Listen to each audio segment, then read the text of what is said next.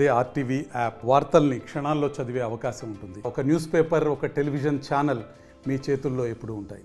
ఇప్పుడు రాష్ట్రంలో ప్రధానంగా జలాశయాలన్నీ ఆక్రమణలకు గురి కావటం, ఇటు ఎఫ్టీఎల్ పరిధిలో కానీ బఫర్ జోన్లో కానీ నిర్మాణాలు అక్రమంగా అనుమతులు లేకుండా లేక అనుమతులకు భిన్నంగా నిర్మాణాలు చేపట్టడంతో ఏదైతుందో జలాశయాలలో నీటి నిల్వ తగ్గిపోవడంతో పాటు వరద ఉధృతిని కూడా నిలువరింపు చేయక దిగువ ప్రాంతం అంతా ఏదైతుందో ఇవాళ వరదలతోని ప్రభావితమై ప్రజానీకం ఇక్కట్లు ఎదుర్కొంటున్న విషయం మనకు తెలియదు కాదని చెప్పండి. ఇలా రాష్ట్రంలో కాంగ్రెస్ ప్రభుత్వం ఏర్పడ్డ తదుపరి గౌరవ ముఖ్యమంత్రి రేవంత్ రెడ్డి గారు ఏదైతుందో ముఖ్యంగా జంట నగరాలకు సంబంధించి వీళ్ళ ఔటర్ రింగ్ రోడ్ పరిధిలో గల జలాశయాలు అన్నీ కూడా చెప్పండి ఏ విధంగా ఆక్రమణలకు గురి కావడం జరిగిందో ఆ ఆక్రమణలన్నీ తొలగింపు చేయబడే విధంగా ఇలా హైడ్రా ఏర్పాటు చేయడం అనేది నిజంగా ఇది గొప్ప కార్యక్రమం అని చెప్పంటున్నాం. అంటే వాస్తవంగా వీళ్ళు ఈ హైడ్రా చైర్మన్ స్వయంగా ముఖ్యమంత్రి గారు వారి పర్యవేక్షణలో కమిషనర్ వల్ల ఈ అక్రమ నిర్మాణాలన్నీ రాజకీయాలకు అతీతంగా ఈ అక్రమ నిర్మాణాలు ఎవరికి సంబంధించిన ఏంటి అనేటువంటి ఒక అంశానికి ప్రాధాన్యత ఇవ్వకుండా బఫర్ జోన్ పరిధిలో వచ్చేటువంటి ఒక అక్రమ నిర్మాణాలు ఎఫ్టీఎల్ కానీ అక్రమ బఫర్ జోనే కానీ మీరు గత లాస్ట్ 2 వీక్స్కి వెళ్ళి గమనిస్తుందని చెప్పి అంటున్నాం. మొత్తం రాష్ట్రంలో ఏదైతుందో వీళ్ళ పర్యావరణ పరిరక్షకులు పర్యావరణ ప్రేమికులు ఏదైతుందో హర్షం వ్యక్తం చేస్తుందని చెప్పండి. గత ప్రభుత్వాలు ఎవరు కూడా ఇంత ధైర్యంగా ఏదైతుందో ఆక్రమణల తొలగింపులకు చర్యలు చేపట్టలేదు. ఆక్రమణ తొలగింపు కొరకు ఏదైతే ప్రభుత్వం వీళ్ళు ఇంత గట్టి చర్యలు తీసుకోవడంతో వీళ్ళ ప్రజలకు విధమైన ఒక విశ్వాసం వస్తుందని చెప్పంటుంది. వీళ్ళ భవిష్యత్తులో చెరువులు కుంటలు జలాశయాల ఆక్రమణ కొరకు ఎవరు ప్రయత్నం చేసినా కానీ దాన్ని వీళ్ళ జలాశయాల పరిరక్షణ కొరకు ఉన్నటువంటి నిబంధనలకు అనుగుణంగా జలాశయాల పరిరక్షణకు ఉన్నటువంటి నిబంధనలకు అనుగుణంగా దాన్ని అతిక్రమించినట్టయితే ప్రభుత్వం చర్యలు తీసుకునే విధంగా యాక్ట్ చేస్తుంది అనేది మనం గమనిస్తామని చెప్పండి. ఇది హైడ్రా పరిధి అనేది ఏదైతుందో హైదరాబాద్ నగర పరిధిలోకి మాత్రమే పరిమితమై ఉన్నట్టు కనపడుతుంది.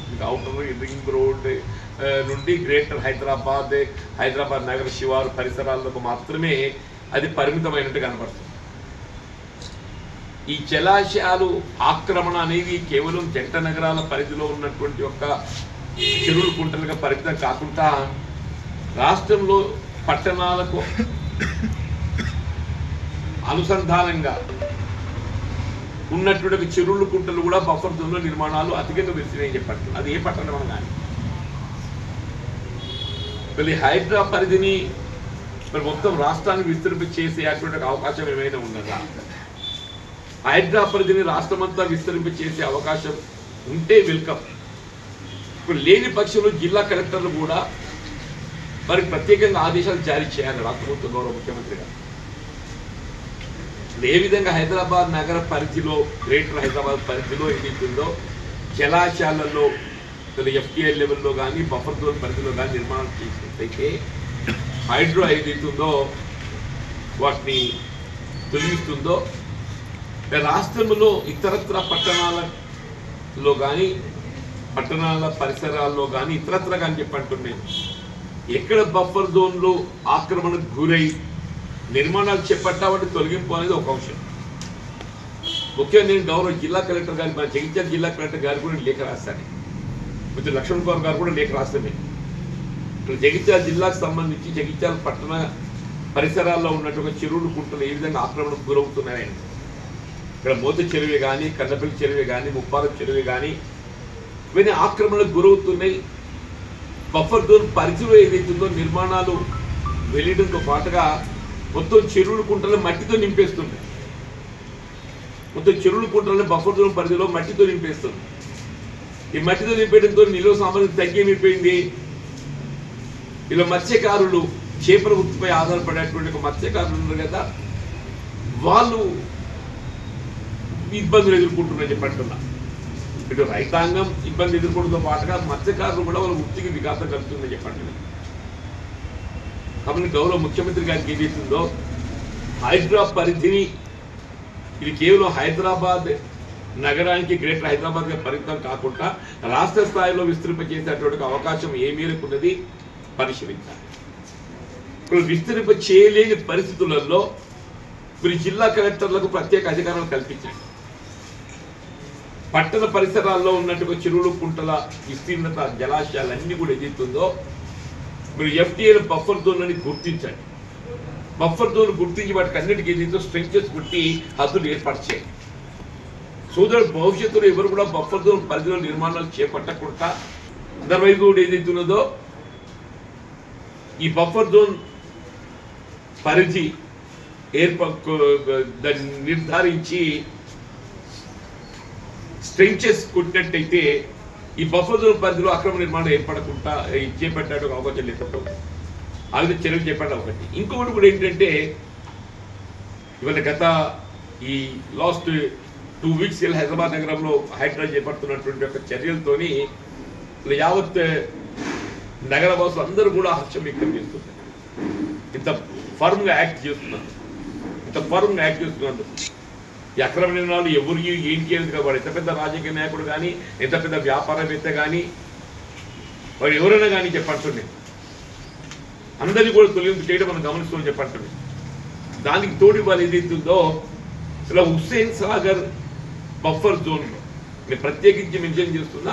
హుస్సేన్ సాగర్ బఫర్ జోన్లో నాకు ఎప్పటికి గుర్తుంది, అప్పుడు తెలుగుదేశం ప్రభుత్వం హయాంలో ఏదైతుందో హుస్సేన్ సాగర్ బఫర్ జోన్లో ప్రభుత్వమే అనుమతులు ఇచ్చి వ్యాపార కేంద్రాలు ఏర్పాటు చేసి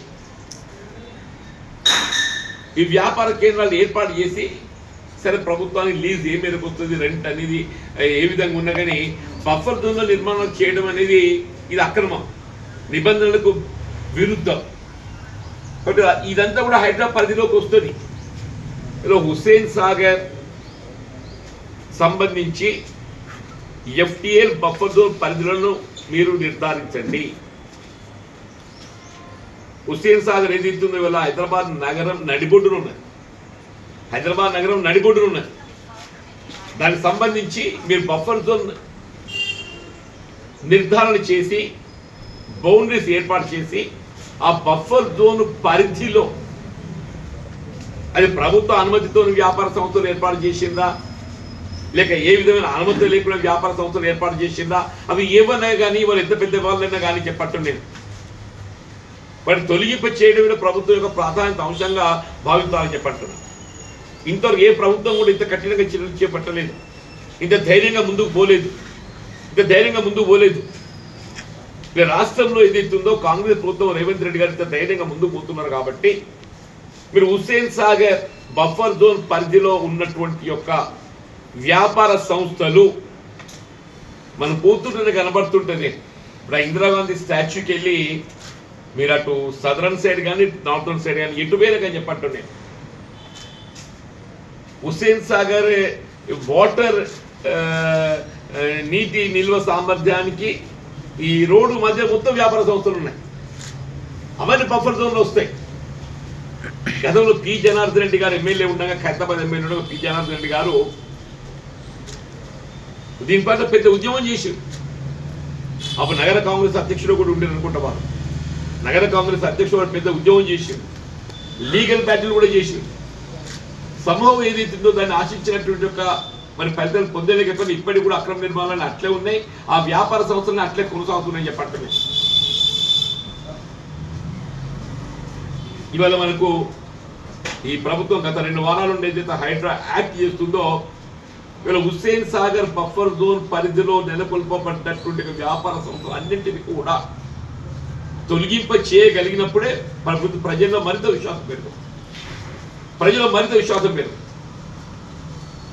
దాంతో హుస్సేన్ సాగర్ దిగువ నాలా కూడా ఆక్రమించి నిర్మాణాలు చేపట్టారు. హుస్సేన్ సాగర్ దిగువ నాలా ఉంటుంది కదండి, మనం వియర్ మత్తడి దుంకు వస్తుంది కదా, అందులో కూడా నిర్మాణం చేపట్టిందని చెప్పండి. హుస్సేన్ సాగర్ దిగువన కూడా.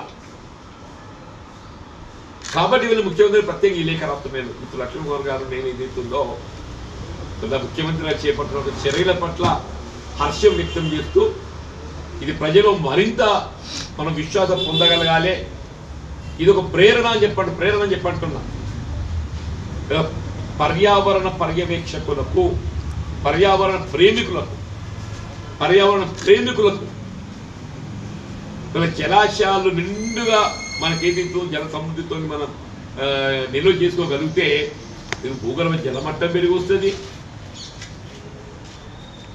ఇలా పట్టణం లోపల ఏదైతుందో అది టూరిజం స్పాటే కానీ, అంటే ఇలా టూరిస్ట్ కేంద్రమనే కాకుండా ఇలా ఇతర ప్రాంతాల్లో అయితే ఇటు రైతాంగం లాభం అనుకుంటుంది, అటు మత్స్య కార్మికులు లాభం అనుకుంటుంది. చేపల వృత్తిపై ఆధారపడేటువంటి ఒక మత్స్య కార్మికులు ఉంటారు కదా, వాళ్ళకు కూడా ఏదైతే లాభం అనుకుంటుంది. కాబట్టి నేను ప్రత్యేకంగా గౌరవ ముఖ్యమంత్రి గారి నియమితులు లక్ష్మణ్ కుమార్ గారు మంత్రులు అందరం కూడా ఏదైతుందో వీళ్ళు హైడ్రా ఏర్పాటుతో మీరు చేపల చర్యల పట్ల హర్షం వ్యక్తం చేస్తూ వీళ్ళ హైడ్రా పరిధిని ఏదైతుందో మీరు రాష్ట్రం మొత్తం కూడా విస్తృత చేయగలిగే అవకాశం ఉంటే బాగుంటే అది విస్తృత చేయగలిగే అవకాశం ఏ మేరకు ఉందో ఒకసారి పరిశీలించండి. విస్తృత చేయగలిగితే సంతోషం. అదర్వైజ్ ఏదైతే జిల్లా కలెక్టర్లకు ఆదేశాలు జారీ చేయండి.